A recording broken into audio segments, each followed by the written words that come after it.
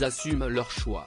Au début du mois de décembre dernier, Kate Middleton et le prince William ont emprunté pour la toute première fois le Royal Train de Sa Majesté. Pendant plusieurs jours, le duc et la duchesse ont sillonné le Royaume-Uni pour rencontrer le personnel soignant et le remercier celles et ceux qui luttent depuis près d'1 an contre la pandémie de coronavirus. Un voyage applaudi par certains, mais également vivement critiqué par d'autres. Il faut dire qu'en Écosse, le couple a évité de peu un véritable incident diplomatique. Pire encore, le prince William et Kate Middleton ont opposé un refus ferme au gouvernement écossais, qui leur a explicitement demandé de ne pas bafouer les mesures sanitaires. Dans des courriels publiés en vertu de la loi sur la liberté de l'information, on découvre en effet que la première ministre et les membres de son cabinet ont exhorté les Cambridge à annuler leur venue, car dès le 20 novembre, les déplacements transfrontaliers à des fins non essentielles ont été interdits. Une exemption permettait alors de voyager pour le travail ou de fournir des services bénévoles ou caritatifs, mais uniquement lorsque cela ne pouvait pas être fait à partir de votre domicile.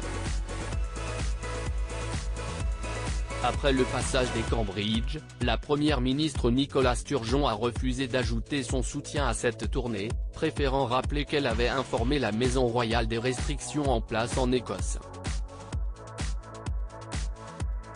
Le 12 novembre, soit un peu plus d'1 mois avant l'arrivée du prince William et de Kate Middleton, le secrétaire privé de Nicola Sturgeon, a déclaré aux Royals « Vous n'êtes pas sans savoir que nous demandons actuellement aux personnes vivant en Écosse d'éviter les déplacements inutiles d'une région à une autre et de maintenir les déplacements dans la région où ils vivent.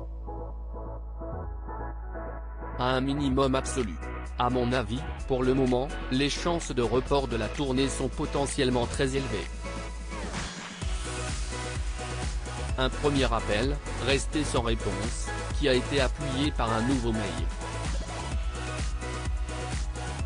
Kensington Palace se défend le 19 novembre, le chef du cabinet, du Parlement et du gouvernement écossais, a joint la famille royale. Le gouvernement écossais est susceptible de proposer des restrictions statutaires sur les voyages non essentiels à la fois en Écosse et à destination et en provenance de l'Écosse, écrivait-il alors. Ceci est évidemment susceptible d'avoir un impact majeur sur les plans sur lesquels vous travaillez, je n'ai peur. Malgré ces demandes répétées, le duc et la duchesse de Cambridge n'ont pas changé d'itinéraire et ont bien passé quelques jours en Écosse. Un choix irresponsable de se rendre dans 8 endroits différents pendant 3 jours, selon un député, pour lequel ce voyage de travail n'était pas essentiel. Un avis partagé par un autre homme politique. Il est tout à fait clair que le gouvernement écossais a tout fait pour essayer de dissuader le palais de faire ce voyage, s'est agacé Tommy Shepherd.